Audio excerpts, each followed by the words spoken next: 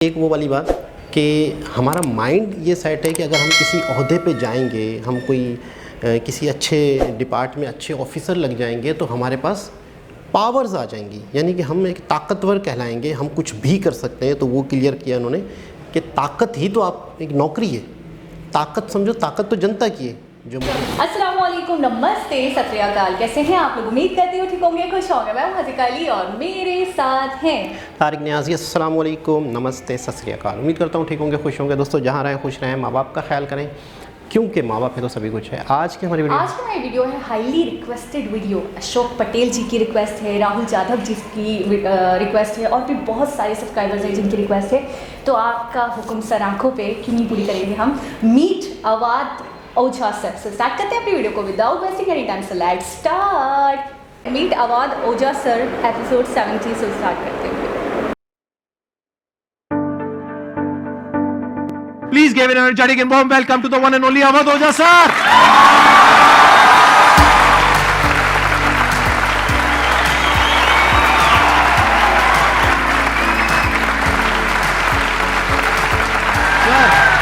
Hello sir, क्या हाल चाल? बैठिए जी, बैठिए। आइए। Thank you. इससे पहले कि ऑडियंस आपसे कुछ क्वेश्चंस पूछे, मेरे माइंड में एक क्वेश्चन आ रहा है। आईएएस में कितने लोग हैं जो हर साल उसके लिए अपीयर करते हैं? 5 से 6 लाख के आसपास। और सीट्स कितनी है? 1000 अप्रोक्सीमेटली। तो जिनका हो जाता है उनके बारे में तो सब बात करते हैं, जिनका नहीं होता है, जिन्होंने पूरी जान लगाई और जिनका नहीं हुआ, उनका क्या होता है? उनके रिश्तेदार उनकी चिंता करते हैं। वो फिर उनकी चिंता करते हैं। नहीं, मैं आ रहा हूं, मैं आपके क्वेश्चन पे आ रहा हूं। ये पॉइंट इंटरेस्टिंग है, मैं समझना चाहूंगा कैसे। मैं बता रहा हूं। हाँ। मैं दोनों मुद्दों पे बता रहा हूं। हम सब हारने से डरते हैं और मजेदार बात है कि वो डर हमारी हार की वजह बनता है। 98% केसेस में हारने से क्यों डरते हैं? क्योंकि हम जानते हैं अगर हम हारेंगे तो जो पीछे 3 लोग बैठे हैं ना, रिश्तेदार, रिलेटिव्स और फ्रेंड, वो जीने नहीं देंगे। आप जब भी आईएएस की तैयारी करें, पहला अटेम्प्ट आपका सीरियस अटेम्प्ट होना चाहिए। आपने तैयारी किया, बेसिक्स तैयार किए, आपने एडवांस कोर्स तैयार किया, आपने कम से कम मेंस के 1000 आंसर्स लिखे हैं और मिनिमम 10,000 प्रीलिम्स के क्वेश्चंस आप सॉल्व कर चुके हैं, तब आप एग्जाम देने जाइए। सिर्फ एक अटेम्प्ट दीजिए। जिसने भी पहला अटेम्प्ट सीरियस दिया उसको दोबारा तैयारी नहीं करनी पड़ती, रिवीजन करना पड़ता है। भाई आप देखो ना, जितने सारे सेलेक्ट लड़के होते हैं उसमें बहुत सारे नौकरी कर रहे होते हैं, जॉब कर रहे होते हैं। कुछ लोग मुझसे पूछते हैं सर जॉब करते वक्त तैयारी हो सकती है? नहीं, जॉब करते वक्त तैयारी तो नहीं हो सकती, जॉब करते वक्त रिवीजन हो सकता है। 3 hours per day, 4 hours per day. तो मेरी एडवाइस ये है, क्योंकि ये एक बहुत रिस्की खेल है ये। मैं खुद ही बाहर हुआ और फिर मैं कितने लोगों को देखता हूं जो 5-5, 6-6 अटेम्प्ट के बाद बाहर होते हैं। तो जिनको भी इस गेम में शामिल होना है, एक अटेम्प्ट सीरियसली आपका होता है, बहुत अच्छा है। आपको मैक्सिमम रिस्क लेना है तो आप 2 ले लो, उसके बाद अपना काम शुरू करो। जो आपका सेकंड लाइन थॉट था, कोई लॉयर बनना चाहता है, कोई मेडिकल लाइन में जाना चाहता है, कोई मतलब जो भी आप एंटरप्रेन्योर बनना चाहते हैं, आप करो, लेकिन अपने वो रिवीजन वाले 4 आवर बचा के रखो। आपने कितने अटेम्प्ट्स दिए थे सर? 4 अटेम्प्ट्स आपने दिए थे। और आपने कहीं से कोचिंग ली थी, यानी लाखों रुपए दिए थे कोचिंग में? नहीं, तब लाखों नहीं थे, तब हजारों थे। अच्छा, हजारों रुपए आपने खर्च करे थे और आप एक मिडिल क्लास बैकग्राउंड से थे। तो टोटल 4 साल में आपका कितना पैसा लग गया होगा? रहना, खाना, पीना, और आपने तो पूरी तैयारी करी होगी, साथ में कुछ और नहीं किया होगा? I think so. कुछ नहीं किया, बिल्कुल। तो कितना आपका 4 साल में अच्छा खासा पैसा? 5-6 लाख रुपए लगे। 5-6 लाख रुपए उस समय लगे। आज के समय पे अगर किसी को कोचिंग लेनी है तो आई थिंक इससे 3-4 गुना, 5 गुना आराम से लगेगा। आराम से लगेगा। तो 15-20 लाख रुपए उस इंसान का लग गया, और वो है एक मिडिल क्लास बैकग्राउंड से। अब वो कहीं ऐसा तो नहीं कि वो ना यहाँ करा ना वहां करा 4-5 साल बाद? हाँ, वही मैंने कहा कि अब आप, जब हमारे समय तो ठीक था, अब आप रिस्क पूरा नहीं ले सकते। You have to be cautious. अब इनको कॉशियस होना पड़ेगा कि ठीक है, जैसे बड़े सारे लड़के क्या करते हैं, वो 1-2 अटेम्प्ट ऐसे ही देते हैं। अब तो इनके पास 6 अटेम्प्ट है। ओबीसी हैं तो और ज्यादा है, SC ST हैं तो और ज्यादा है। और मैं कहूंगा आप किसी भी कैटेगरी से आते हैं, आप 2 अटेम्प्ट से ज्यादा कभी मत मानिए। ये पॉइंट बहुत अच्छा है कि आइडियली आपको अपने माइंड में ये रखना है कि एक ही अटेम्प्ट है मेरे पास में, मैक्सिमम अगर आपकी फैमिली अफोर्ड कर सकती है तो 2 अटेम्प्ट है। उसके बाद में अपने काम पे ध्यान देना है और इसको एज अ रिवीजन की तरह देखना है, मतलब इसको साथ साथ में चलाना है।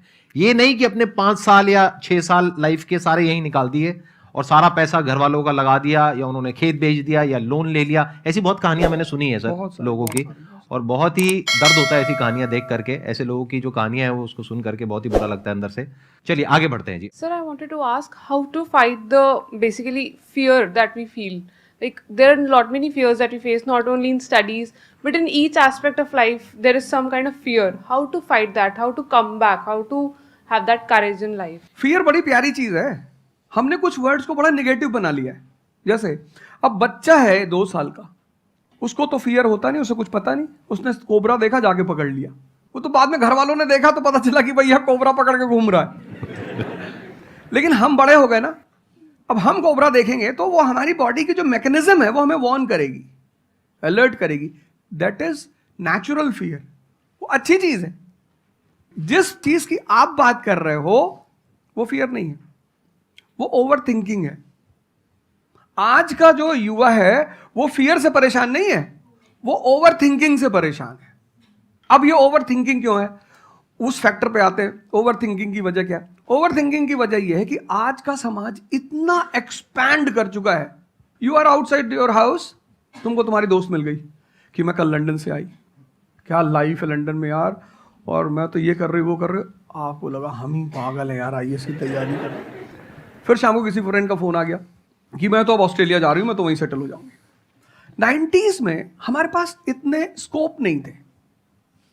हमारी जो लाइफ थी वहां ओवर थिंकिंग इसलिए नहीं थी, आपने भी सर देखा होगा, क्योंकि हमारे पास इतने स्कोप नहीं थे। आज तुम्हारी जनरेशन में यू हैव मल्टीपल फील्ड्स, मतलब इतने सारे फील्ड्स ओपन है। तो जब तुम घूम के चारों तरफ देखते हो और तुम देखते हो कि तुम्हारे ही साथ के लोग बड़ी सारी फील्ड में एक्सेल कर रहे हैं, काम कर रहे हैं, अर्न कर रहे हैं, तो तुम्हारा दिमाग भागना शुरू करता है। फिर क्या होता है, हमारे पेरेंट्स हमसे ज्यादा ओवर थिंकिंग करते हैं, क्योंकि बड़े हमको लेकर कॉशियस होते हैं। हाँ। एक हमने ओवर थिंकिंग की, हम अपना संभाल लें किसी तरह। हम घर के अंदर गए, मम्मी रो रही है कि वो निशा मिली थी, 20 लाख का पैकेज है उसका। दूसरा प्रेशर तुम्हारे ऊपर आ गया। ये जो प्रेशर हम मल्टीपल फेस करते हैं, तो एक तुम्हारा प्रेशर, एक माँ बाप का प्रेशर। पता लगा बुआ जी ने रात में फोन कर दिया, क्या कर रही हो जी?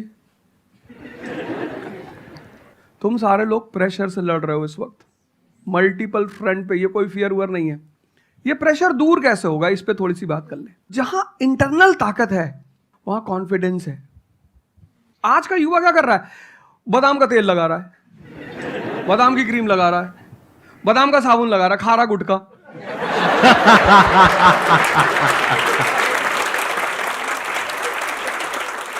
आप लोगों को चूंकि हर तरफ प्रेशर झेलना है, तो प्रेशर झेलने का सबसे अच्छा तरीका होता है इंटरनल पावर। तभी तो मैं जहां भी जाता हूं एक चीज रिपीट करता हूं, योगा करो, ध्यान करो। ध्यान करोगे मन ताकतवर हो जाएगा। सर, आपने जैसे कि अभी बोला कि मेंटल स्टेट के लिए एक्सरसाइज करो, योगा करो।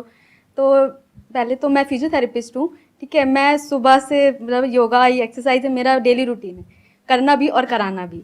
उसके बाद भी at the end of the day मैं डिप्रेस हो जाती हूँ। ये नहीं कि मन नहीं लगता, इस चीज़ में ही मन लगता है, फैमिली से भी पूरा मन लगता है, ठीक है। उसके बाद भी end of the day depress हो जाती हूँ। तो उसको डिप्रेशन कैसे कम करी जाए? हम किसके साथ रहते हैं वो बहुत इंपॉर्टेंट है। मेरे एक दोस्त मेरे साथ आ रहे थे आज से करीब 7-8 साल पहले, धौला कुआं से। रात का टाइम था और हम दोनों, मैं गाड़ी चला रहा था, हम इंडिया गेट के सामने से निकले तो उन्होंने मुझसे कहा कि अब हम बुढ़े हो गए हैं। मैंने गाड़ी रोकी, मैंने कहा उतरो। तो उन्होंने कहा कि क्या हुआ? मैंने कहा उतरो तो, उतरो जरा। उतर गए, मैंने दरवाजा बंद करो, चले गए। आज तक मैंने उनसे बात नहीं की। वो सब पूछते हैं आज, अब तो खैर बात ही नहीं होती, पर वो बहुत उन्होंने कोशिश की कि अवध क्या हुआ?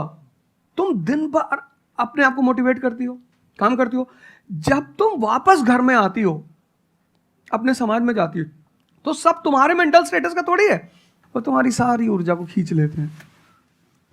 इसीलिए तो माँ बाप हमारी संगत पे बड़ा ध्यान देते हैं। तुम्हें लगता होगा कि माँ बाप कितने बदमाश हैं, माँ बाप भगवान हैं। उनका एक्सपीरियंस तुम अपने दोस्तों को लेके जाया करो उनके सामने।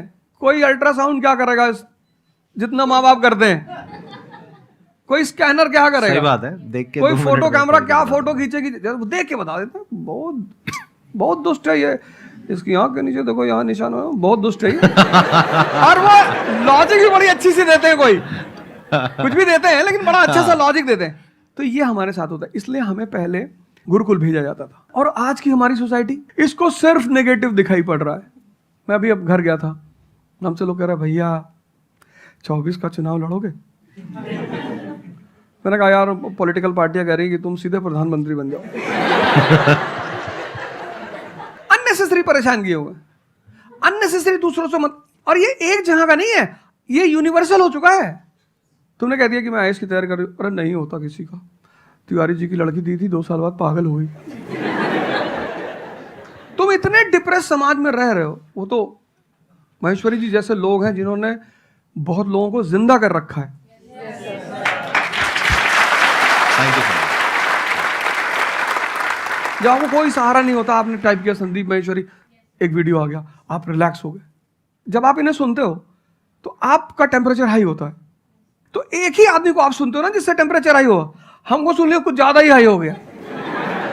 लेकिन 2 लोगों को छोड़ दो, 3 लोगों को छोड़ दो, 4 लोगों को, ऐसे 10-12 लोग हिंदुस्तान में है, पॉपुलेशन 1 बिलियन 50 करोड़। तो तुम 10 लोगों को सुनो और बाकी जो तुम्हारे साथ 500 जुड़े हैं वो तुम्हें तो नीचे ही ले जा रहे हैं। इससे बचो, अपनी सर्कल को थोड़ा सा रिजर्व करो। तुम किससे बात करते हो, कौन सा लिटरेचर पढ़ते हो, लिटरेचर पर ध्यान दो। जैसे मैं रश्मिरथ पढ़ता रहता हूं, खाली हुआ प्रसादों के कनकाब शिखर होते कबूतरों के ही घर। ये जो बड़े बड़े मकान है, कभी किसी बाज को यहां रहते हुए देखा? कबूतर रहते हैं। क्या लाइन है, प्रसादों के कनकाब शिखर, कितने मतलब महलों के जो बड़े बड़े शिखर, उसमें सिर्फ कबूतर रहते हैं। प्रसादों के कनकाब शिखर होते कबूतरों के ही घर, महलों में गरुड़ न रहता है, कंचन पर कभी न सोता। कंचन मतलब सोना। लग्जरी नहीं चाहिए। तुम लोग इतनी लग्जरी चाहते हो, लग्जरी आदमी को मेंटली कमजोर बनाती है। मैं आश्रम में था, मैंने ज्यादा खाना खा लिया। मेरा एक नियम है, नो एक्सरसाइज नो फूड। मतलब अगर एक्सरसाइज नहीं करूंगा तो मैं खाना नहीं खाऊंगा। वहां एक बाबा जी, वो प्रेम में उन्होंने घी पे घी डालते चले,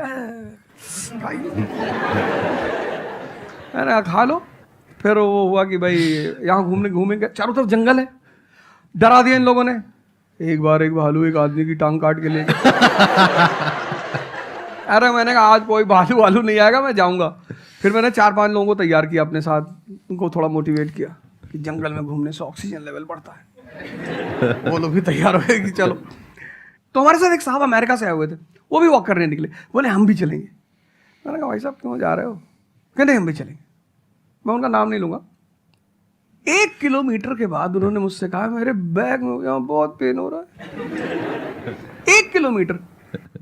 तुम लोगों ने पता है अपने आप को कष्ट देना छोड़ दिया है। You are dying for luxury, you have become weak physically and mentally. थोड़ा थोड़ा सा कष्ट दो अपने आप को, थोड़ा टेम्परेचर हाई रखो, थोड़ा बड़े टेम्परेचर वालों के साथ रहो। हमने अपने आप को कष्ट, हम कौन सी नॉवेल पढ़ रहे हैं? Half girlfriend. अच्छी है, अच्छी है, अच्छी, मैं ये नहीं कह रहा हूं, मैं कुछ बोल देता हूं। अच्छी है मतलब आपने पढ़ी है।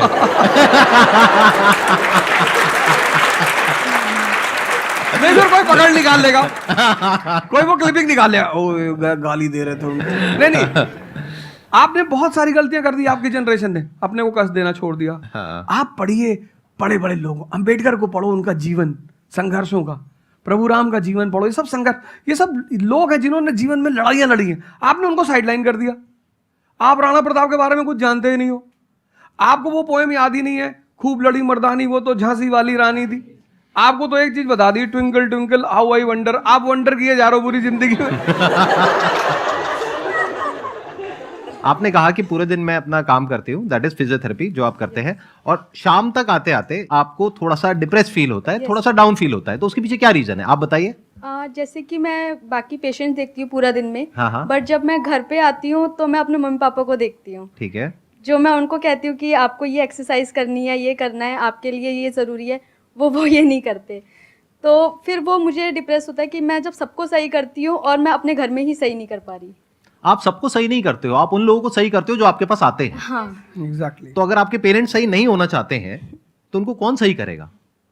बेसिकली हमारी प्रॉब्लम क्या है कि जो नहीं करना चाहता उसको भी करवाना चाहते हैं। एग्जैक्टली। फॉर एग्जाम्पल, आप में से यहाँ पे कुछ लोग बैठे हैं और बैठे हैं जो कहते हैं कि भाई आप कुछ भी बोल दो, हम तो जैसे थे वैसे ही रहेंगे, उखाड़ लो जो उखाड़ सकते हो, आप अकेले आ जाओ, आप साथ में ओझा सर को ले आओ, आप 10 को ले आओ, हम तो नहीं बदलने वाले। उनका कोई कुछ कर सकता है? समझ गए? तो यहाँ पे किसका एक्चुअल में किसकी लाइफ बदलने वाली है? यहाँ पर हो सकता है कुछ साल बाद आप ही में से कोई यहाँ पर बैठा होगा, बट वो इंसान कौन होगा?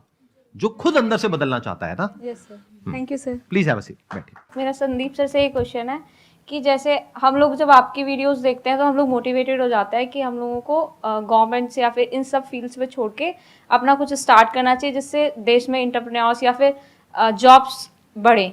फिर हम लोग देखते हैं आप लोगों को कि भाई यूपीएससी में एक ऐसी पावर होती है जो हम करना चाहते हैं वहाँ पे हमको डायरेक्ट पावर मिलती है। जैसे कि मैं अगर एजुकेशन के फील्ड में कुछ अच्छा करना चाहती हूँ तो मेरे पास डायरेक्ट पावर होती है कि हम लोग वहाँ से कर सकते हैं।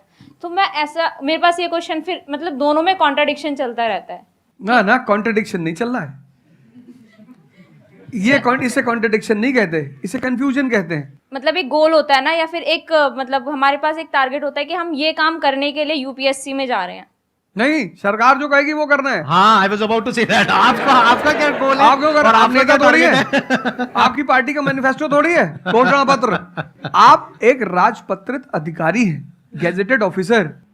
आपका जो मिनिस्टर होगा फोन मिलेगा, मैडम जी ये कस्तूरबा गांधी प्लान में अभी तक कितना काम हुआ? जी sir, I give the review in the evening sir. Okay, thank you. ठीक है मैडम, बाय, खत्म। सो आपका कहने का मतलब है कि जो सिविल सर्वेंट बनते हैं या आईएएस ऑफिसर बनते हैं उनके पास कोई पावर नहीं होती? पावर होती है जब तक जनता अपनी पावर नहीं समझती।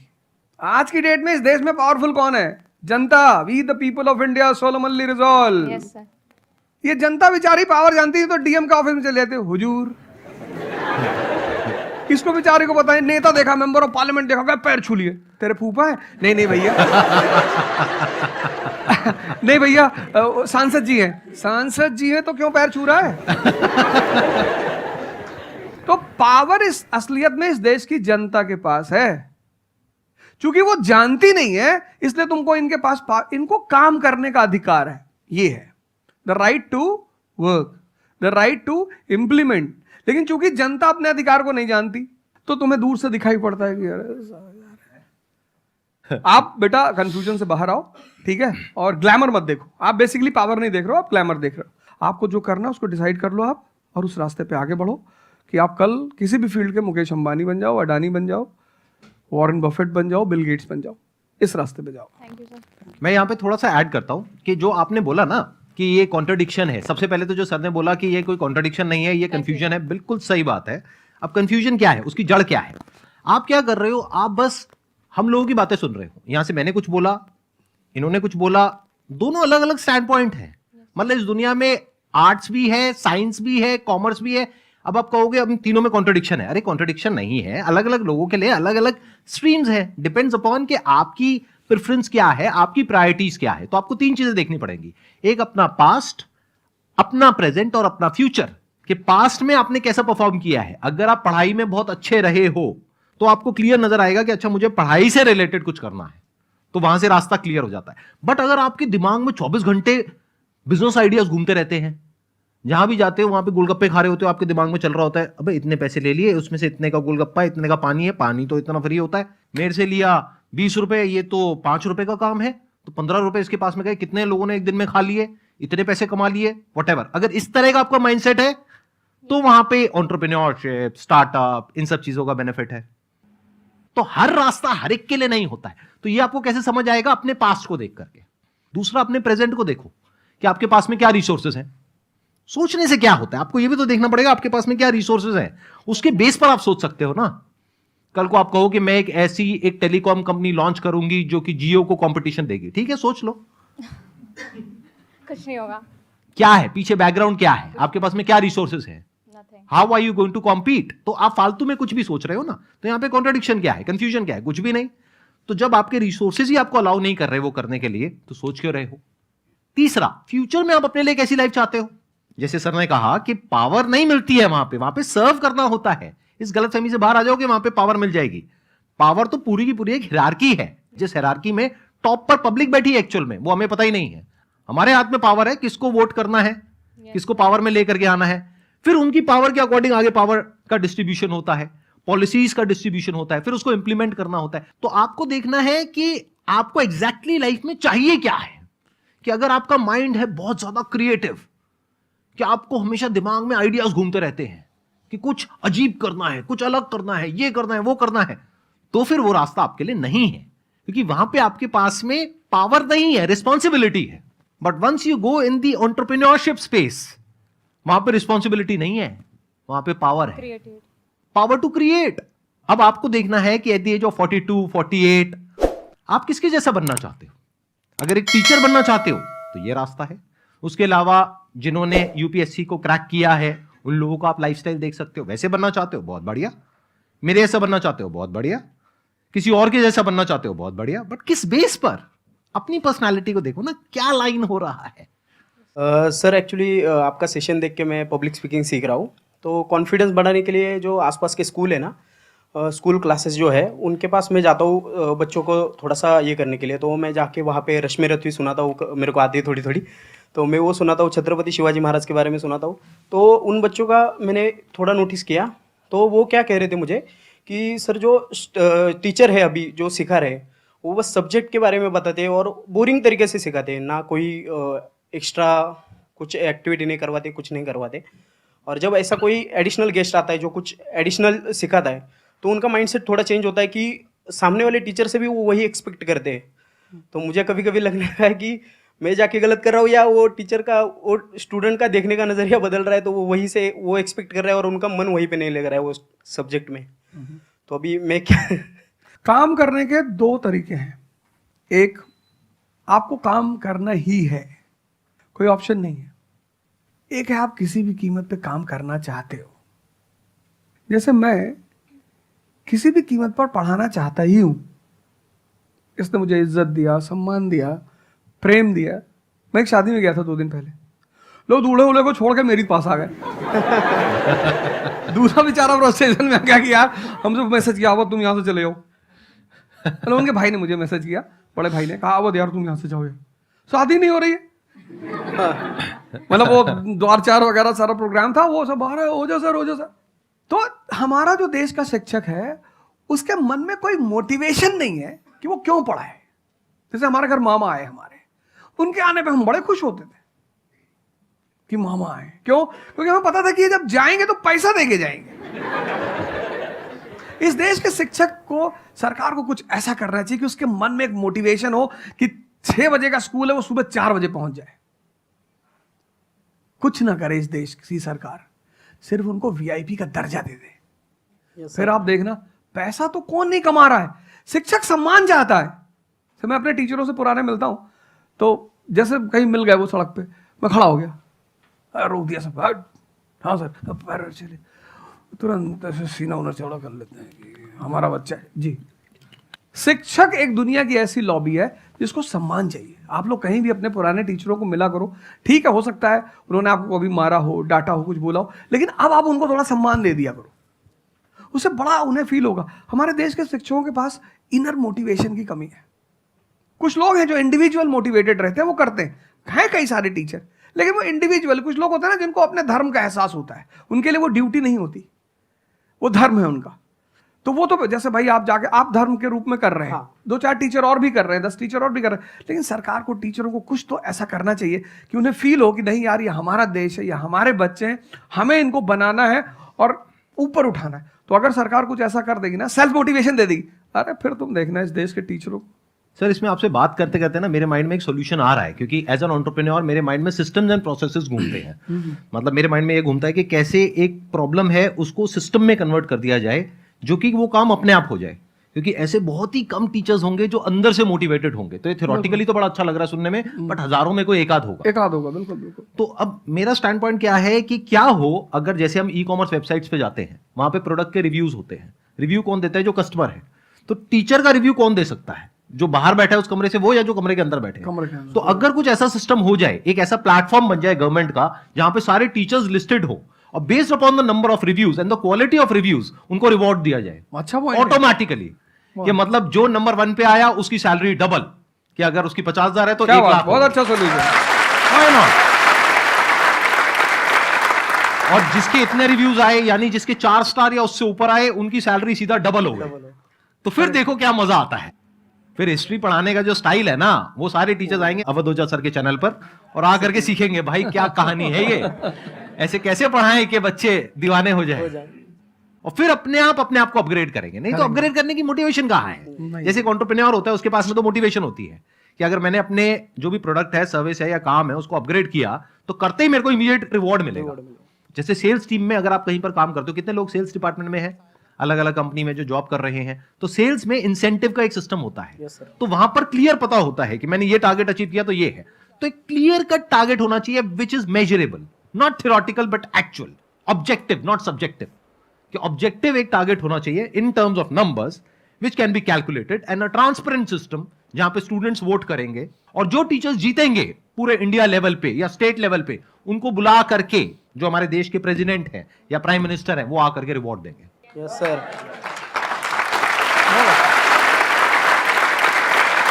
Thank you so much sir आने के लिए यहाँ पर, दिल से धन्यवाद। मुझे बड़ा अच्छा लगा आपसे बात मुझे करके। बहुत अच्छा लगा यहाँ आके। Thank you so much.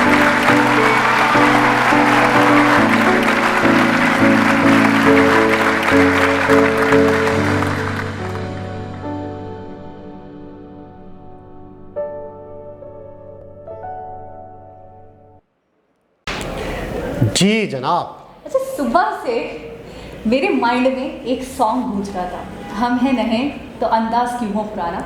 आज फाइनली मुझे पता चल गया सुबह से मेरे दिमाग में क्यों आ रहा था। ये संदीप महेश्वरी सर जी के लिए आ रहा था।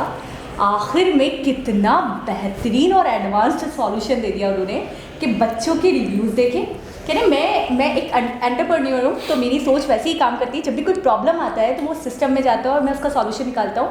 तो वाकई कितना मोटिवेट होंगे टीचर्स, क्योंकि जो हमारे यहाँ पे भी टीचर्स को कहते हैं कि बस थोड़ी सी रिस्पेक्ट दी जाती है, अच्छा समझा जाता है ये प्रोफेशन, लेकिन सैलरीज़ के हवाले से अगर बात की जाए तो टीचर्स की सैलरी हमारे यहाँ ना के बराबर है। एक मैट्रिक क्लास के बच्चे को पढ़ाने वाली टीचर की सैलरी 1500 रुपये, 1000 रुपये, बहुत है 2000 रुपये। तो मतलब टीचर्स ये कहते हैं यार हम क्यों जाएं, हम क्यों पढ़ाएं। लेकिन अगर इस तरीके से उनको रिवॉर्ड दें, अगर इस तरीके से अवार्ड दें, अगर इस तरीके से उनको मोटिवेट करें, बच्चों के रिव्यूज़ उनके प्रति बहुत अच्छे हों, तो कितना अच्छा लगेगा। वो कितना एक तरीके से मोटिवेट होंगे और बच्चों को कितना खुश होकर पढ़ाएंगे कि वाकई ये हमारे मुल्क का सरमाया है। कितना अच्छा सॉल्यूशन। अच्छा, जो स्कूल लेवल पे कहानी हो रही है वो तो स्कूल वाले ही कर सकते हैं। अच्छा, ये हाई लेवल पे जैसे IAS है या UPS है, इनके हवाले से जो बड़े बड़े एक तरह से डिग्रियां हैं या बड़े बड़े एग्ज़ाम हैं, ये उस हवाले से ये गवर्नमेंट की मतलब है कि लिस्ट में शामिल हों, फिर उनकी कोई वेबसाइट हो। कहा ना कि प्रेसिडेंट भी दे सकते हैं, PM भी दे सकते हैं, लेकिन देखिए स्कूल से स्टार्ट हो, स्कूल में स्कूल के लेवल पर प्रिंसिपल दे रहे हो, ठीक है, चेयरमैन साहब दे रहे हो, स्टार्ट से आ जाते हैं। सबसे पहले जो कन्फ्यूजन का शुरू हुआ था ओवर थिंकिंग का, कि होता क्या है कि हम एक्स्ट्रा ऑर्डिनरी सोचते हैं किसी चीज़ों को। बड़ा अच्छा सवाल किया था किसी ने, एक्स्ट्रा ऑर्डिनरी सोचने से ही परेशानियाँ शुरू हो जाती हैं, टेंशनें शुरू हो जाती हैं। और मतलब ये है कि कह रहे थे ना कि हमें मतलब कहते हैं ना डर, खौफ का डर, नाकामी का डर, नाकाम हो जाऊंगा, ये हो जाऊंगा, वो हो जाऊंगा, इधर से ये सुना, उधर से वो सुना, 10,000 लोगों की एक तरह से बातें सुनता है इंसान। तो उस बातें सारी एक बंदे के जहन में आ जाती हैं, तो वो ओवर थिंकिंग में चला जाता है। ओवर थिंकिंग इंसान को नाकाम कर देती है।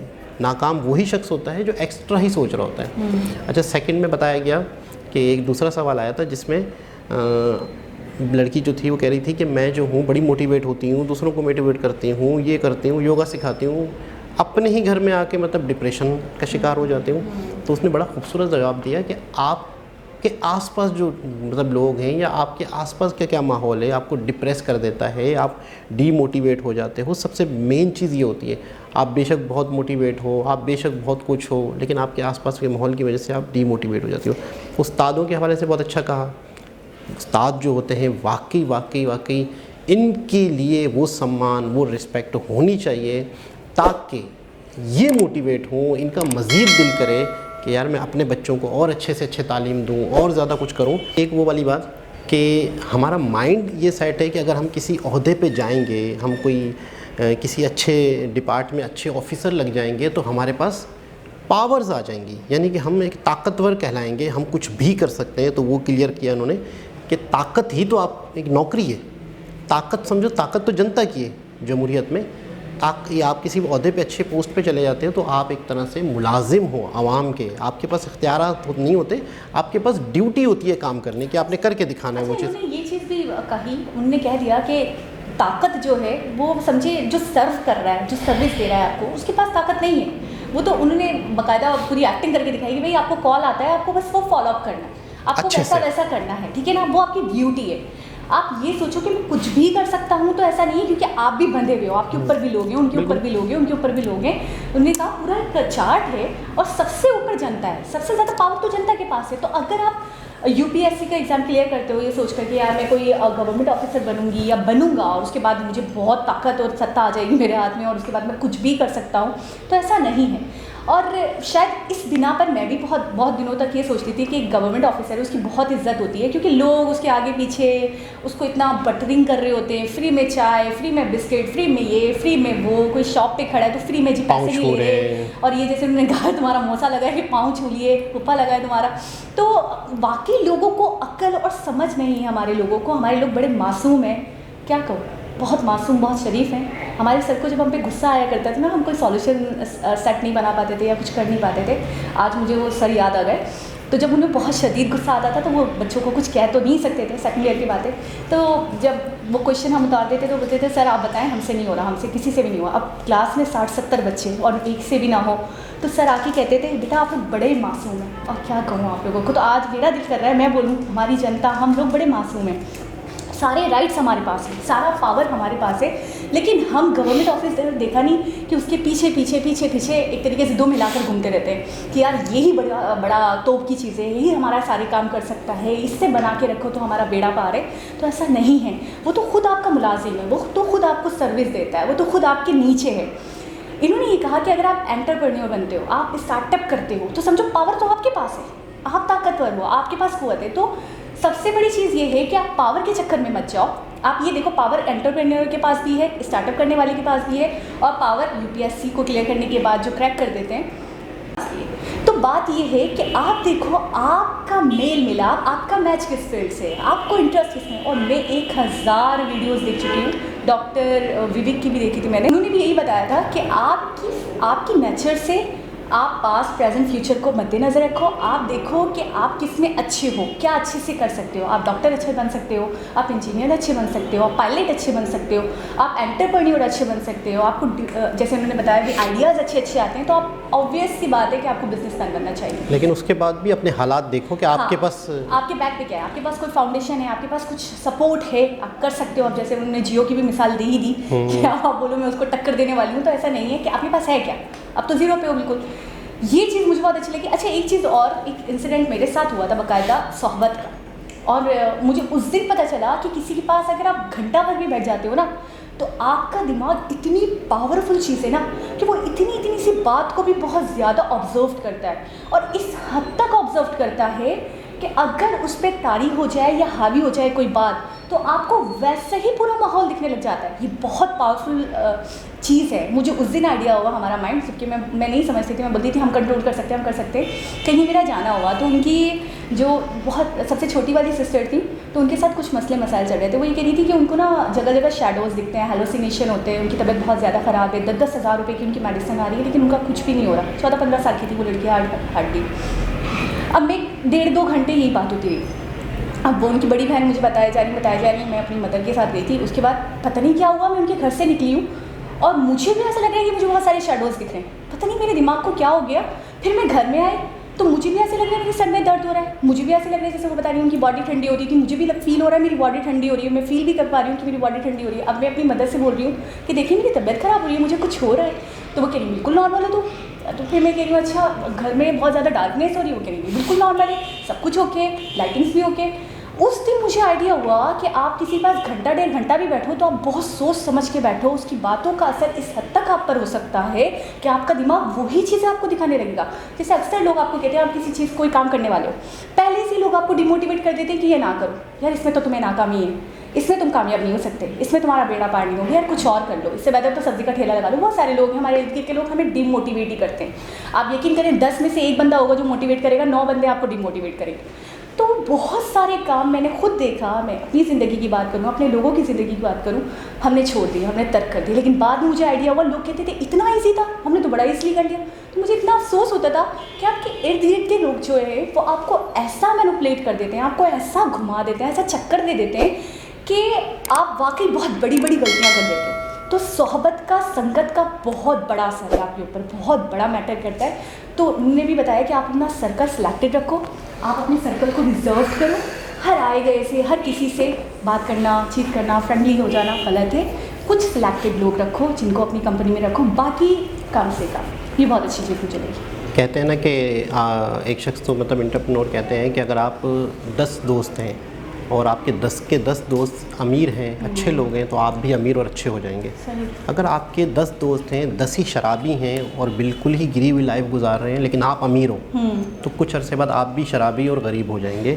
तो वक्त के साथ साथ इंसान, और दूसरी चीज़ ये कि एक चीज़ कि जैसे मिसाल के तौर पे हमने किसी की बातों को बहुत असर लिया, हमने किसी की बातों को बहुत ज़्यादा अपने ऊपर लिया, तो वो उस तरह का होता है कि एक शख्स बहुत ज़्यादा फील करे किसी को, बहुत ज़्यादा फील करें और यकीन करें।